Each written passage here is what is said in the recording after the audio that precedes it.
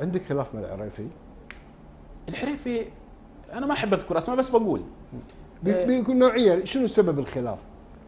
لان اول حاجه مثلا كان مثلا ياتي الامارات وفتاوى ودين وكذا، دبي على شاشه دبي، ثم رايته راي العيان مثلا يقبل رؤوس ولاة الامر ويقبل راس كثير من الدعاة ممن يخالفهم على الهواء. يعني انا بعيني هذه المصحف تقولون وسيم كذاب، اقسم بالله العظيم اني بعيني هاته رايت الدكتور العريفي يقبل راس الكبيسي وهو يخالف على الهواء ويسب على الهواء ويحذر منه على الهواء، شفته بعينه يقبل راسه حتى يقربوا من ولاة الامر.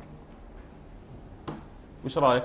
حتى يقربوا من ولاة الامر. فلما صارت خطبه مصر اذهبوا، ذهب لمصر واستعطف شباب مصر والجهاد يا مشايخ واذهبوا واني ارى الخلافه، هذا هو حكم قام وانها قادمه. ثم يذهب لندن. اسمح لي يعني الذي يدافع عنه اما احمق او ساذج ويقول لك لا اخطا الشيخ، هل اعتذر؟ عندهم كبر ما يعتذرون، اعتذر ويكذب يقول لك انا ما قلت، انا قلت الخلافه قادمه، انا قلت.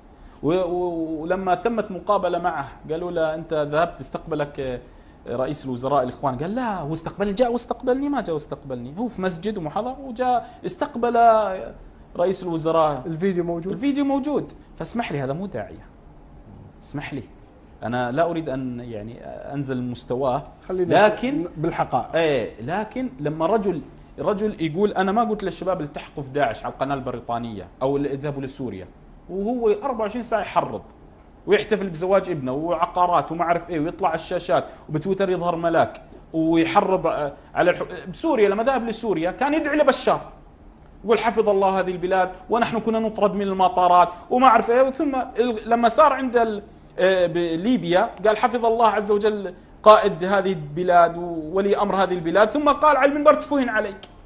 هذا هو بحالة الضعف يلعنون الدولة، حالة ضعف الدولة يلعنونها، وبحالة القوة حنا مع الدولة. فكيف أنا الدولة؟ فأنا أنصح كل الدول العربية والخليجية إذا كنت قوية الآن حاربي فكرهم، لأنه الدول مثل طلوع ونزول.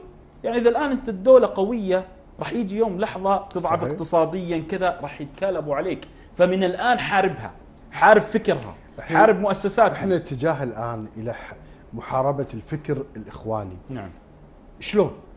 الدولة اليوم تسمع، الحكام يسمعون. وين يسمعون؟ قيد أمني حطيت. خليه ساكت.